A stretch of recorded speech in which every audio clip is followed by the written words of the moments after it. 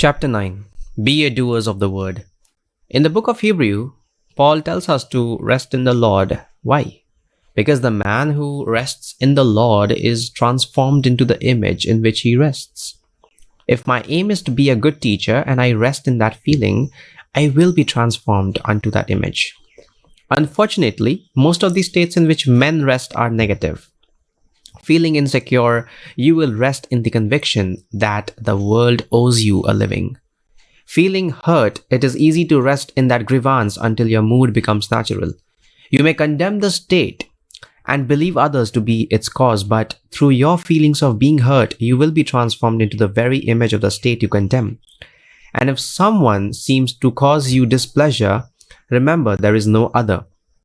The state in which you rest is causing you to listen to silent and invisible conversations. Although the words are heard by you and you alone, they act as magnets and draw to you the circumstances of your life. Be ye doers of the word and not hearers only, deceiving yourself. Every meeting I share with you the knowledge I have gained through personal experience, but I cannot make you put this knowledge into practice. As a teacher, I demand results. As a student, I urge you to test this truth, for if it is true, it will prove itself in the testing.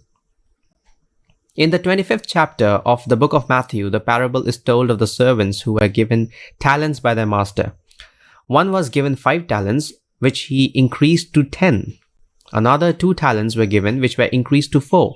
And when the third received his 1 talent, he buried it, thereby never allowing it to increase. When the master returned, he rejoiced at the increase he was shown by the first 2. But he took from the one who had placed his talent in hiding and gave it to the one who had 10, saying, "To everyone who has more will be given, and he will have abundance. But from him who has not, even that which he has will be taken away." This teaching is like the talents. Practiced daily, your power of awareness will grow. If you are a hearer only, your knowledge, not used, will soon wither away and atrophy. Test yourself every day, leave the other fellow alone and turn to self, for the promise is, according to your work will it be done unto you. The man who overcomes himself rises to a higher level of being. Uncritically observe your reactions to life, then work on yourself by practicing this psychologically.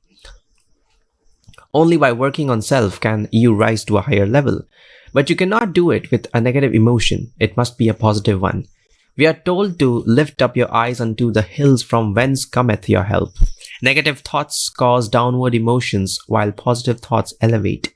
If you listen to your thoughts, stop their negative flow and change them so that you are hearing what you want to hear. You will feel a positive emotion of relief, which is followed by a stillness that brings with it the knowledge that your prayer has been answered. Now, as the title of this lesson implies, we are urged to be doers of the word and not hearers only, deceiving yourself. In the book of James, a hearer is defined as like a man who observes his natural face in the mirror that turns and forgets what he looks like. Whereas, the doer is one who looks into the perfect law of liberty, perseveres, and is blessed in all that he does. How do you go about looking into the mirror of the mind and being pleased with what you see? By looking into the face of your wife, husband, parent, or friend. Close your eyes, relax, and think of a friend who would rejoice in your good fortune. Tell him your good news and watch the expression of joy appear on his imagined face. His expression will liberate you, as his knowing has set you free to express your desire. Having looked into the perfect law of liberty, persevere, and you will be blessed in the doing.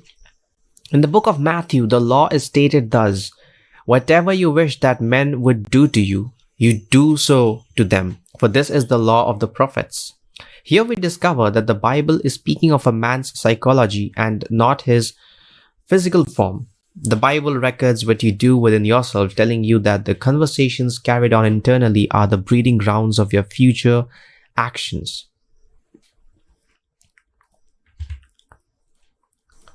Forever carrying on mental conversations with imaginary beings, become aware of your thoughts.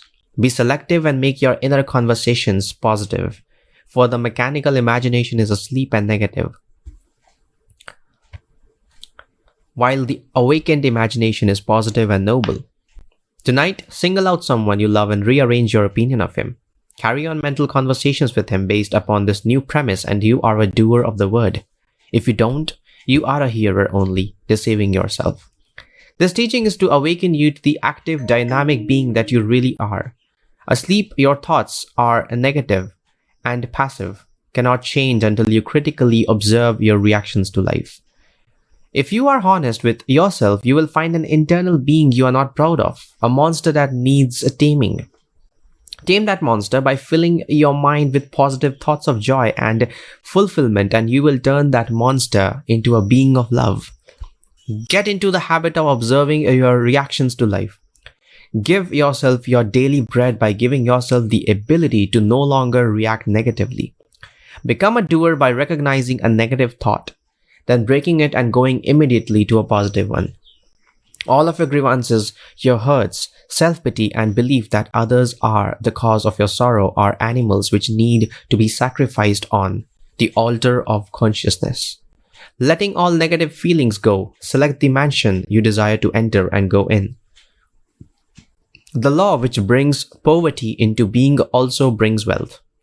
Let the weak man say, I am strong, and the poor man say, I am rich. For only that which you affirm within yourself can be outpictured. Feel yourself into the state of poverty, and poverty is outpictured. Feeling yourself into the state of security by saying, I am secure, and security will result. But if you do not feel yourself into the state desired, you will be forever free of its results, as that which requires a state of consciousness to produce its effect will never be effected without such change in consciousness. You must feel yourself right into the situation of your answered prayer. Then live and act in that conviction. If you don't, you will never know the results of that state.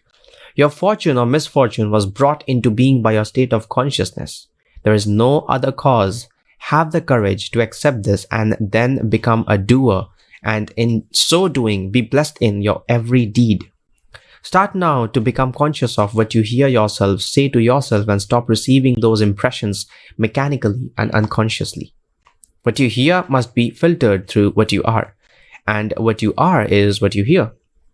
Kind thoughts stem from kind ideas created by a kind person.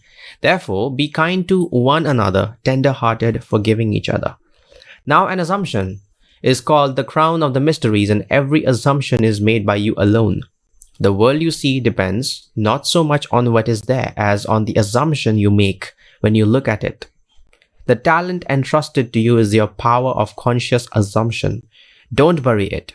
Asleep to this knowledge, your reactions to the day are mechanical, negating everything you see and hear. Awake. Become conscious of what you are doing and saying to yourself, and rise in consciousness by controlling your thoughts and making them positive, kind, loving, and fulfilling ones.